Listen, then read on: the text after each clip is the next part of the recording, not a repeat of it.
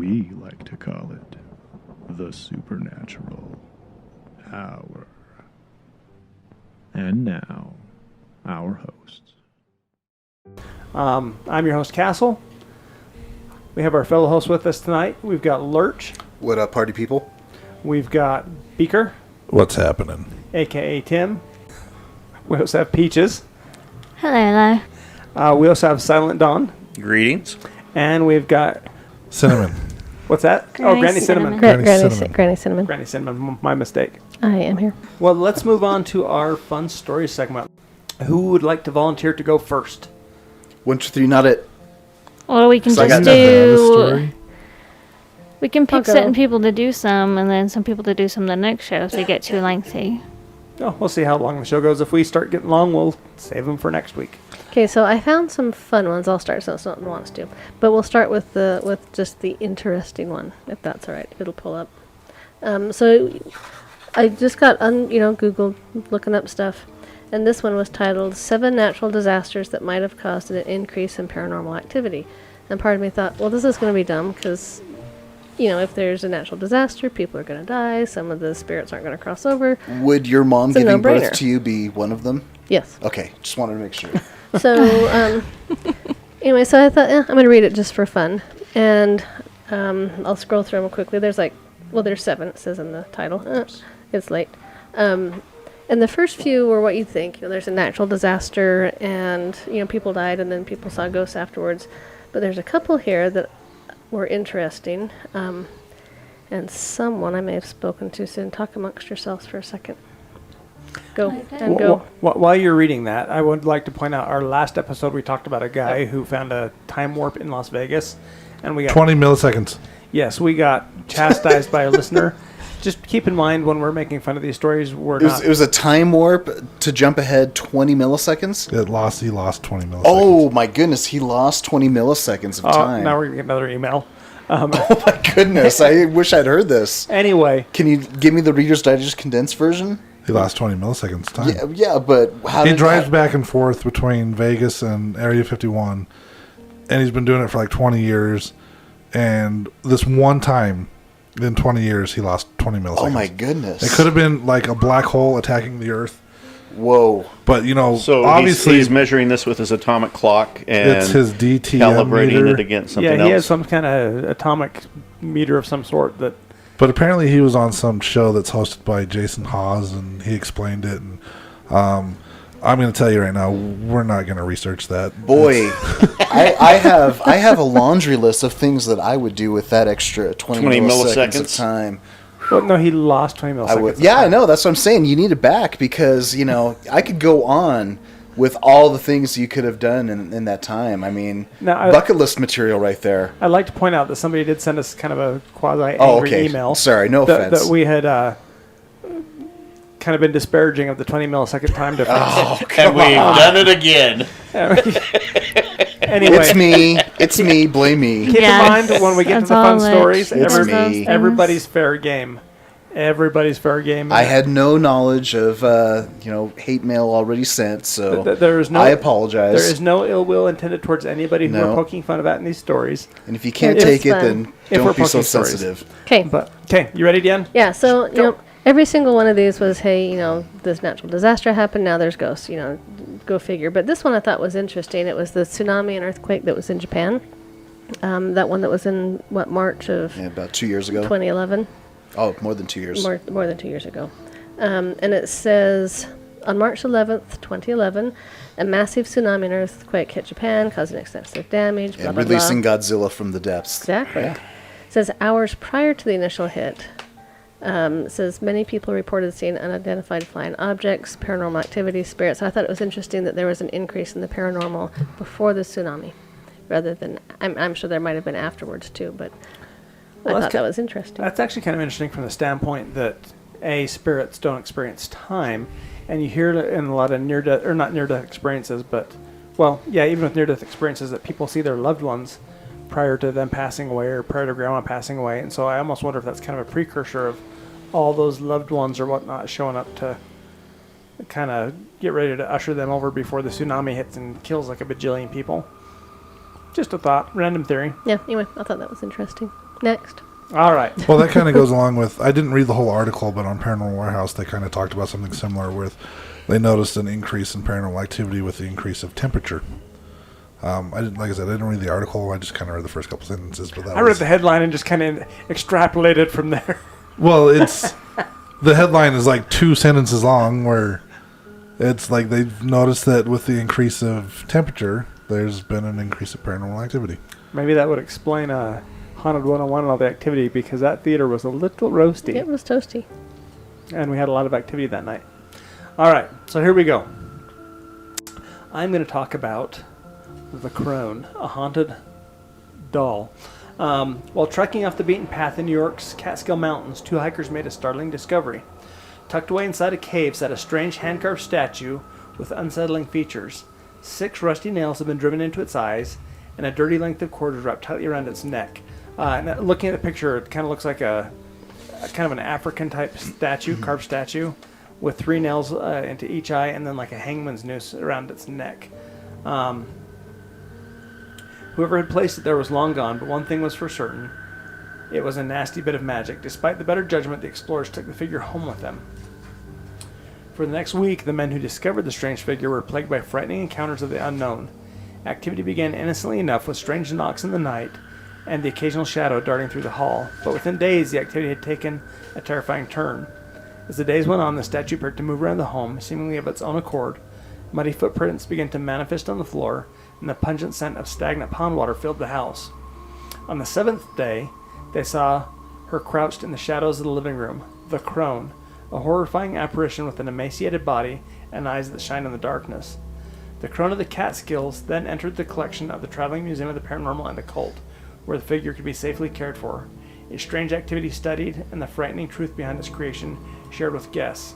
It only took a day before the entity attached to the item began to lash out, ripping a figure of Jesus from a crucifix hanging on a wall. Only a few weeks later, the statue was filmed moving on its own, but footprints were manifested in the museum headquarters, and even more dangerous phenomena began to present itself. Just 2 months ago, the Crone was retired from public display after a rash of frightening incidents, which saw rampant sickness, freak car accidents, and even seizures occur to those who had come in direct contact with the haunted object. Even though it remained strictly a no-touch list, for these reasons and others, it has been decided that the Crone must be returned to the cave it was stolen from, as it appears only the action will appease the restless spirits attached to the artifact. So, there's actually a video that came with this particular article that kind of shows this wooden doll kind of shifting back and forth within maybe an inch or two. It kind of just moves around. And I had Peaches look at this video before we began podcasting. And I have told her not to tell me what she saw in the video until this moment. Bacon. That was a drum roll. Yes, it was bacon. No, there's a spirit in there, so... Is it good, bad, ugly? It's not really ugly. I mean, it's a person, but it's I guess you would say an unattractive person. I don't want to be rude. I didn't really mean, I was, Would you define it as a type 1, 2, or 3? Say it's like a type 2, probably A. Okay. So intentionally malevolent. I would be too if I was that ugly. Anyway, so it's kind of interesting. It's kind of a creepy piece of object attachment, I guess, for lack of a better term. And the interesting thing in this traveling occult museum, one issue I kind of have is they have people, like random folks, touching these objects. And there can be a level of energy transference when that happens. So it's not really safe to have people handling these objects unless they really know what they're doing. And even then, there's a risk. So if you ever have the opportunity to handle a cursed object, I would not do so unless you know what you're doing. Or you want to lick it. like certain people that I know that touched a horrific clown. Hey, that's the good story. I found a current event. If you want to hear mine. I didn't touch the clown. I actually found my more interesting stories. Go, Alert, go. Last week, Japanese scientists placed explosive detonators at the bottom of Lake Loch Ness to blow Nessie out of the water. Sir Kurt Godfrey of the Nessie Alliance summoned the help of Scotland's local wizards to cast a protective spell over the lake and its residents, and all those who seek a peaceful existence with our underwater ally. Loch Ness Monster is not real. No one gets the movie quote reference. Was that Godzilla? No. Napoleon Dynamite. Oh, that's my cousin. Oh my goodness. I hate him. It's like cricket. Hello. I love Is this thing Napoleon on? Dynamite. Which You know, one? Be here all week. Lurch has been throwing movie quotes at us all night that we're looking at and like, that's a movie. It's late. Napoleon Dynamite. Come on. Lurch is on Netflix going, show me the Z-list movies. No, my kids have never seen Napoleon Dynamite, and we watched it a couple nights ago. And my youngest, my 5-year-old, he loves it. The other day we were driving in the car, and he said, "Hey, Dad, look, I'm like Napoleon Dynamite. I have my mouth open, and I only close it to swallow." And I'm like, he's 5 years old. It's like, what kid notices that? Nice. And I looked in the rearview mirror, and he's sitting back there with his mouth open. He's breathing through his mouth. Nice. All right, Tim, what do you got for us? So Dale Earnhardt Jr. doesn't believe in Bigfoot, but he believes in the paranormal. What's that? I said Dale Earnhardt Jr. doesn't believe in Bigfoot, but he believes in the paranormal. Tell us more. I just read He just reads the headlines. He doesn't actually read the article. So I got London's haunted Highgate Cemetery isn't just a haven for ghosts. It has a vampire lurking in its shadows. There are very few graveyards around the world that would compete with the level of paranormal activity happening behind the Gothic walls of London's Highgate Cemetery. The 177-year-old resting place has been at the center of some of the world's most spine-tingling legends, but some of them are even stranger than tales of ghosts. Some of them involve real vampires. Da, da, da. During Victorian-era London, if you were of high society, there was no more sought-after final resting place than Highgate Cemetery. The graveyard became so popular by the 20th century, tens of thousands of London's richest and most well-to-do had been buried behind the ornate walls of the graveyard, each family attempting to outdo the other with their beautiful headstones. Unfortunately, it would not always be that way. By World War II, the 20-acre cemetery had fallen into a period of neglect. Ruin and decay had started taking its toll on the once beautiful mausoleums, headstones, and crypts, leaving them in a state of disrepair. In fact, by the early 1960s, the entire cemetery had become completely abandoned, and stories of the strange goings-ons happening behind Highgate's vine-covered walls began to spread. Tales of a strange group of men in dark robes were whispered by the locals. Eyewitnesses claimed that these mysterious men would frequent the isolated burial grounds in order to conduct their dark rituals in secret. I gotta stop you real quick. Is this like at the rest stop thing? Where you like tap your foot? It's like the brothels of the blue highways, the Men in robes in the bushes. Yeah, have you ever seen Something About Mary? Something About Mary. Yeah, that's what I was just talking about that today with my wife. Those 7-minute abs. Don't go in the bushes at the rest stop. Seven happy squirrels swinging from your uncle's branch. You ever heard that nursery rhyme? The lullaby as a kid? Come on. But robed visitors weren't the only thing that people started experiencing in the strange cemetery. Those brave enough to explore the alleyways at night reported runs-in with otherworldly ghouls. In fact, the local newspapers were bombarded with first-hand accounts of red-eyed demons, terrifying ghosts, and most famously, bloodthirsty vampires. Also Steve. Just touched my peppy, Steve. Steve, he's got a fetish. Okay? Steve. Was it Captain Skull Pants? Never figured Skull Pants. Though Highgate Cemetery had long been a paranormal hotspot, it wasn't until the mid-'60s that the much-publicized stories surrounding the Highgate vampire created a panic within the local community. Often described as a very tall, dark figure who glides as if his feet never touch the ground, the vampire's face was reported as terrifying, twisted nightmare straight out of Bram Stoker's Dracula. Many visitors became obsessed with the legends, even going as far to spend the night alone inside the cemetery. During that time, eyewitnesses spotted the vampire for themselves, describing the undead creature as having a hypnotic stare and a bone-chilling effect on anyone who had the misfortune of crossing paths with the monster. It didn't take long for this fantastical story to hit the newspapers, where it proceeded to whip the general public into a mass panic. The result? Hundreds of concerned locals flooded the cemetery to help hunt for the legendary vampire. As you might have expected, nothing was found. While the tales of vampire hunting might be a bit hard to swallow, not all of the stories that surround the cemetery are quite so hard to believe. There have been numerous credible witnesses to the spirits said to haunt Highgate Cemetery. Many have seen the mad old woman, the spirit of an old lady, often spotted running wildly among the graves as if she is searching for the children she is said to have murdered. There's also the shrouded figure, a morose phantom calmly seen quietly staring up into the sky. If you approach her too quickly, she will vanish, only to reappear a few yards away in the same eerie position. The Devil Ghoul is one of the rarer sights in Highgate Cemetery, but those who have run into the ghost described it as having a set of piercing red eyes and a habit of disappearing completely when in direct light.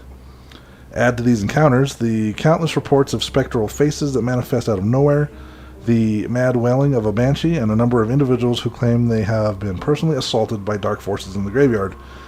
And it is easy to see why Highgate Cemetery has earned its haunting reputation.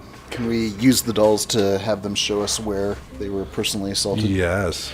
I don't have... They can use my doll. I don't have a current event, but I do have a buddy that I'm friends with on Facebook who I know through some vintage toy trading sites. He lives in New Jersey. His girlfriend, just recently actually, she was with one of her friends, and they were driving in New Jersey, and the car in front of them had slowed down. It was about 30 feet in front of them, and then as they were slowing down too, a figure walked out of the woods and crossed the road right in front of them, about maybe 20 or 30 feet in front of them. But this figure was tall and skinny, and according to him, about 15 feet tall, 12 to 15 feet tall. And now this is his girlfriend telling him, who's completely skeptical, doesn't believe in the paranormal, but she shook up. She doesn't know if she saw an alien, a cryptid, Slender Man. She has no idea, but it's literally a figure walking out of the woods, crossing the street in front of her, and he was about 12 to 15 feet tall, just black, very thin, skinny. So anyways, yeah, we were talking about the Jersey Devil. A lot of people out there that claim to have seen the Jersey Devil. Again, he's skeptic. He doesn't believe in that, but I thought that was an interesting story for him to share with me. So there's my two cents. Well, I can tell you for sure that they didn't see Slender Man, because Slender Man doesn't exist. Mm-hmm. It was something that a guy made up for some art contest. Yeah. Speaking of Slender Man, the movie was pretty not good. I would definitely... But Lurch will have movie quotes for us in a week. I would definitely... Stay tuned, people! It was... Yeah, if you want to see a movie about like 4 high school girls that look like they're 12 running around screaming in the woods, this movie's perfect for you. Other than that, it was... I think they did a good job with the special effects on Slender Man himself, but the storyline was like really lacking. A lot of the scary movies, air quotation scary movies that are coming out today, just aren't scary at all. When they're PG-13, I just don't... Yeah. I can't get into them. You know, it's jump scares, and it's just there's no original substance. I mean, I grew up watching like classic horror, slasher, Friday the 13th, and Nightmare on Elm Street and stuff. And it's like those movies, Exorcist, I think that still scares me because it could really happen. There's a couple of good ones that look like they're coming up here soon, like The Nun, which... is a shoot-off of The Conjuring, but as far as I know, that storyline never existed. I think this is just made up for Hollywood. I think there's a certain art to making a really, truly good scary movie, and I think they did a lot better with it in the turn of the century when they started doing moving pictures. Some of the original horror movies up into the 50s, and then I think they got to the point where it became gross out and jump scares. Well, once you hit the late 70s, early 80s, that's when you started getting the slasher films. Fangoria, right, comic stuff. But anyway, well, we're going to call that an episode. Thank you for listening, and we will be back. We're working while you're sleeping. Peace out, butterflies. Adios. You've been listening to the Supernatural Hour at AdvancedParanormal.com. The Supernatural Hour is part of the Radio Ronin Network, found at RadioRonin.com. Copyright 2021 by Advanced Paranormal Services.